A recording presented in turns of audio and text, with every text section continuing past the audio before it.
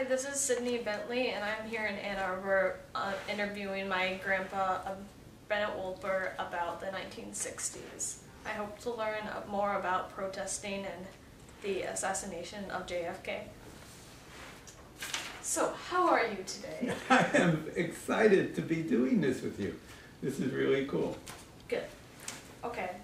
Can you describe your life during the 1960s? How old were you? Well, so the 60s span 10 years, right? From 1960 to 1970. So I graduated high school in 1964. So I was just kind of a kid. In 1970, you know, it was much older. I was 24 years old. I think that's about right, isn't it? All right. So, where did you live during the later 1960s? In New York City. What was your home like? My home like? In the later 1960s? Well, okay, so I was living, actually I was living in Brooklyn, the latter part, so like 1967 or so, 68, 69. I was living in Brooklyn, and we had actually a commune, an urban commune. So there was a whole mess of people living in the same house. Who did you live with in that? Well, let's see, there were,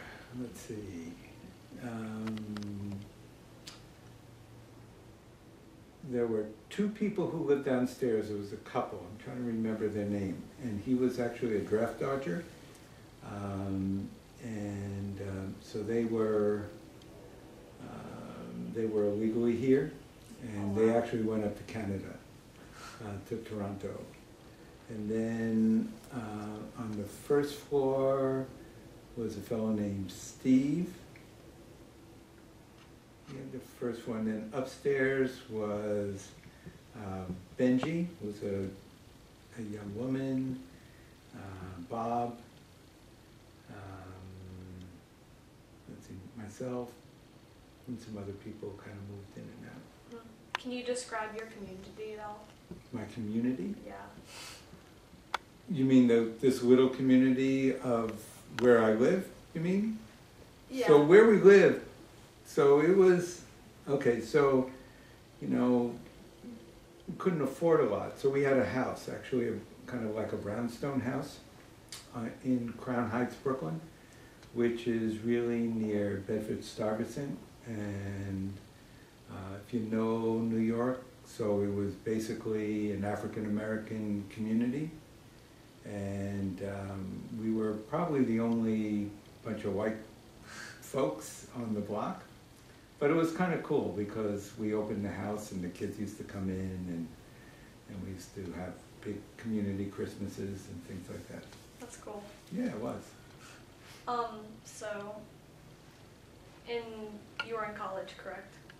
That was before, during that period of time I started. Okay. So I went at night and I drove a cab, actually. Also, that was like your job? That was my job. I drove a cab. And before that I used to be a photographer. What are any major events in your life during this period? Some examples are marriage, children, military service. Definitely not military service. Everything was really based on not going to the military. I mean, that was the conversation.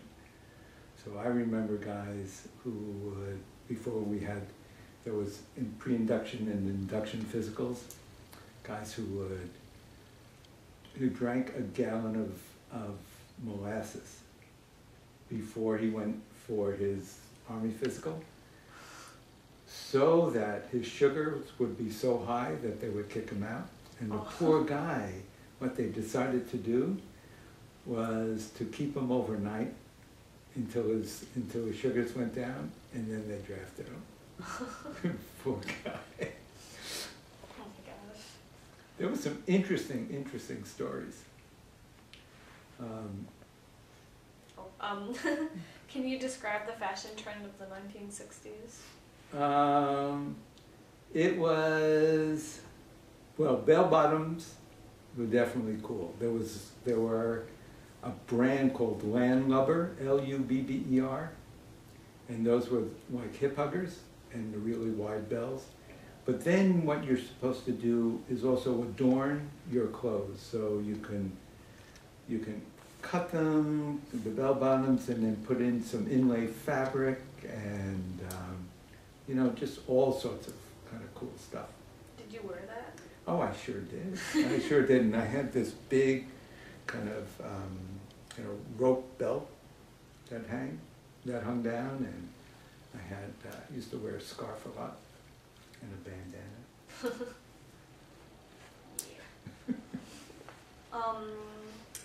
What kinds of things did you do for fun? Just in general. Well, so you also have to remember that the motto of the 60s, right, was a couple of things. Turn on, tune in, and drop out. And that was Timothy Leary kind of coined that phrase. And the other one was sex, drugs, and rock and roll. So, this was coming of age. So this is the beginning of really kind of folk, not the beginnings, but music was really, really important. Alternative music, music that actually spoke to the conditions and what people were going through, as opposed to, And that kind of leads on to the next question. What was the music like in the 1960s? Well, the music ranged from like acoustic, like the kind of carryover of the folk tradition. So, like Pete Seeger and Arlo Guthrie and that group, Tom Paxton. And then there was the introduction of the Beatles and the whole English kind of invasion. And that was in 1964, and that turned everything on its head. And then coming out of California, in like the 1965, 66, was the beginning of acid rock. Ken Kesey, the Grateful Dead, all that stuff was coming. And it was all coming together, at around the same time. Who do you think were the most popular artists? Jefferson Airplane, Jimi Hendrix, Bob Dylan, the Beatles, Rolling Stones. Did you like those artists, or did you like other ones? No, I loved them all. And there were free concerts all around, and people just, were into celebrating youth in a way that hadn't been before. Do you still listen to those artists today? Sure, every chance I get. It's great. Did you go to Woodstock? No, I wasn't in Woodstock. Actually, at the time, I was a counselor at a camp. It was an interesting story because I was the token hippie. No lie. So I was the photography counselor. But this was a camp for overprivileged kids. And so they had one African American and they had one hippie. And I was the hippie. So, no, we didn't go. We didn't go. But a lot of my friends did. What do you remember, and how did the Bay of Pigs affect you? Well, I was still in high school then. So the Bay of Pigs was like, well, it was after, actually, it wasn't the Bay of Pigs per se, but it was the blockade. Cuban Missile Crisis was much more monumental than the Bay of Pigs. The Bay of Pigs was kind of like a non-event for us. But the embargo and the Cuban Missile Crisis, that was big because for the first time, we were coming in a head-to-head disagreement with Russia. And so we went around, we thought, like I was probably like a junior in high school, so there were a lot of conversations about whether we're going to be around, whether you know, might be a nuclear holocaust. And so it was just really strange, you know, kids were talking about, you know, people were thinking about, do we get married? Do we have kind of sexual relations now because tomorrow may not be here? And that was kind of like the first time that we had that kind of awareness and that kind of consciousness.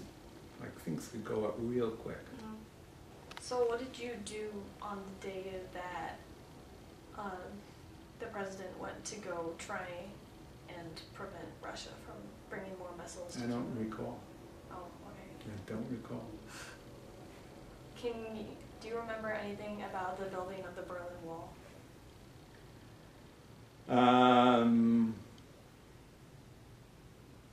Well, that was post World War II, so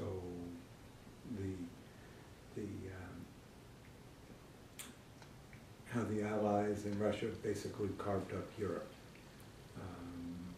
But that was all this kind of heavy-duty anti-communism stuff that was going on. Yeah. The Berlin Wall, actually stuff probably more when the Berlin Wall came down, but that wasn't really that kind of prominent in, at least in my consciousness. I knew it was there.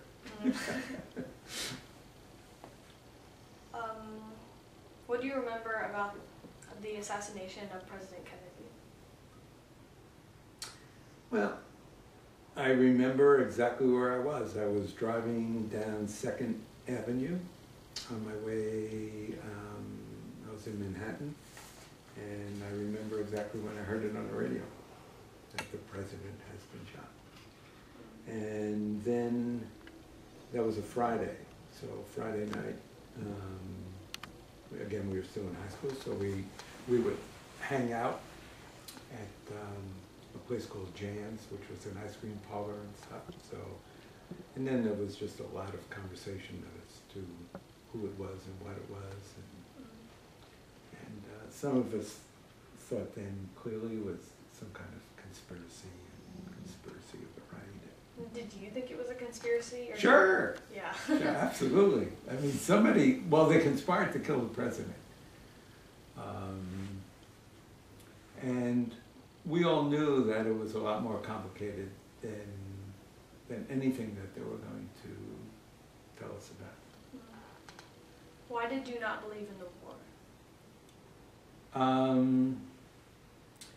Well, it impacted us in a variety of different ways. I think it impacted us personally because our generation was the generation that would have to go to fight. There was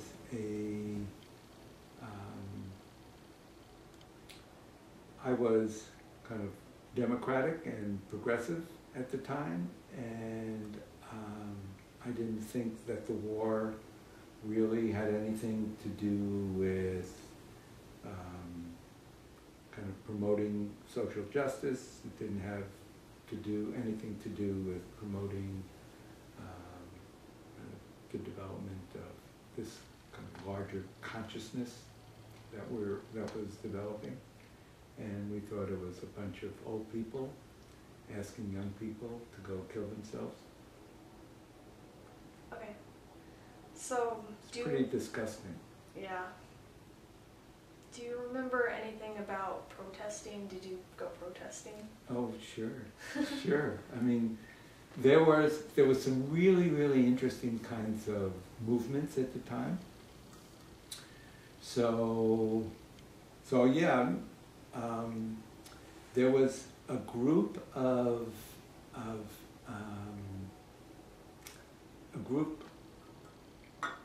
protesters, of kids who were, like pretty serious about it. And then, you know, I think we were talking about before the interview started, that here in Ann Arbor, SDS, the Port Huron Conference, was actually started here, SDS, Students for a Democratic Society. So these were the revolutionaries, you know. But there was also a group coming out of the more hippies, which were the Yippies. And the Yippies were about kind of, it was more, what was the phrase? It was more comedic and street drama, ghetto drama. It was kind of cool. So, you know, like, so one of the groups, and I think the first, in I forget what year the first real March on Washington was against the war.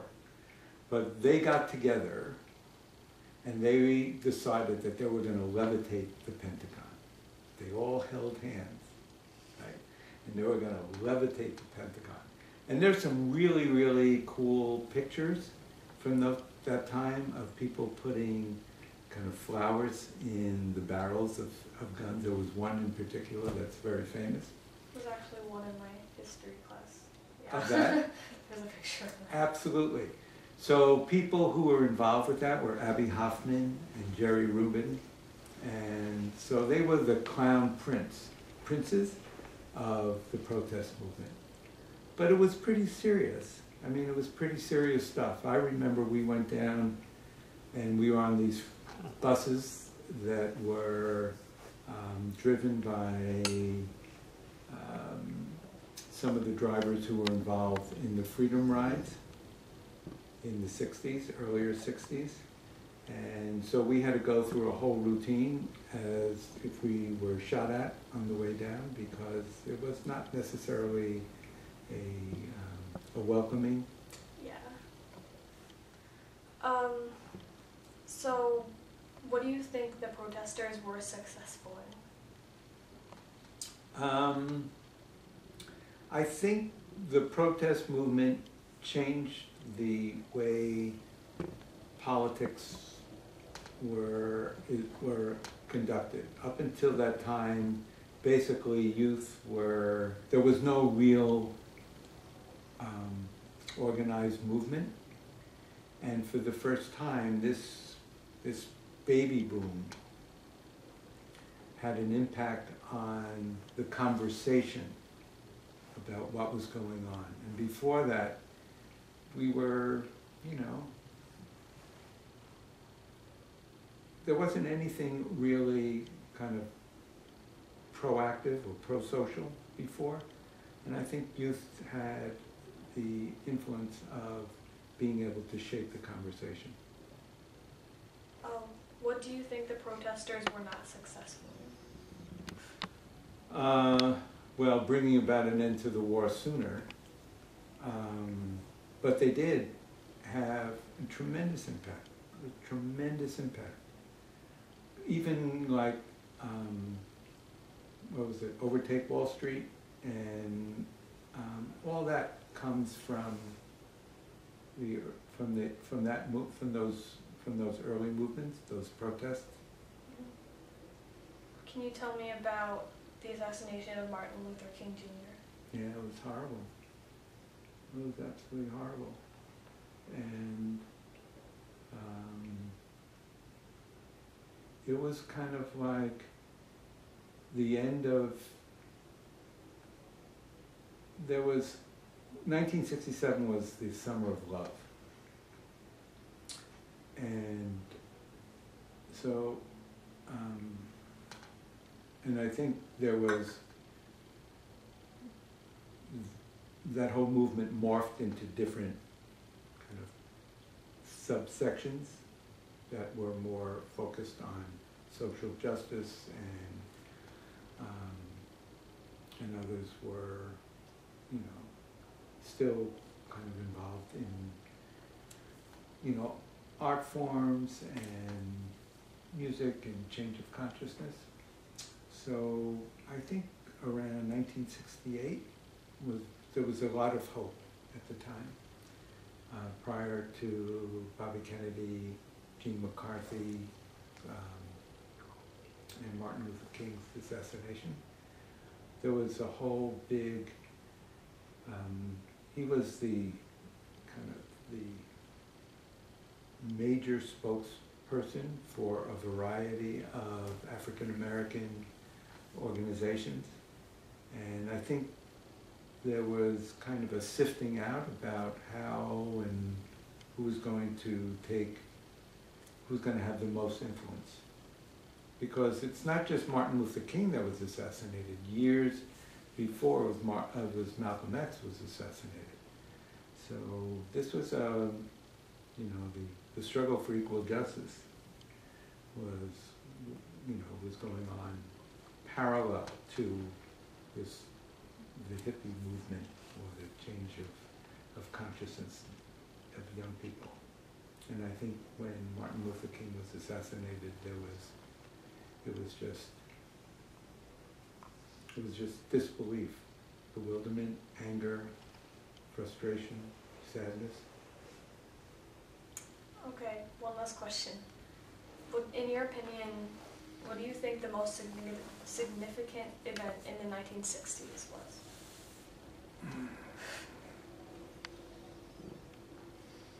Wow. Or at least one of them. Gee, there were so many. I mean, like Rosa Parks. I mean, that was big. The Freedom Rides. The Beatles. I mean, there were just so many events that went on. It was more of a whole time. I don't think there was one thing, one event that really represents the 60s. Perhaps maybe the mass protests in Washington. I think if anything, that characterized the 60s in some way. It characterizes the coming of age of young people and young people having a voice. And I think for my contemporaries, there's a sadness now that a lot of young people are more apathetic than our generation was. So hopefully your generation will be more involved in shaping the world. I understand you have some keepsakes that... Well, I have one that my little yin and yang peace symbol, kind of. This marks the harmony of things, things that are separate and yet at the same time are part of the same whole.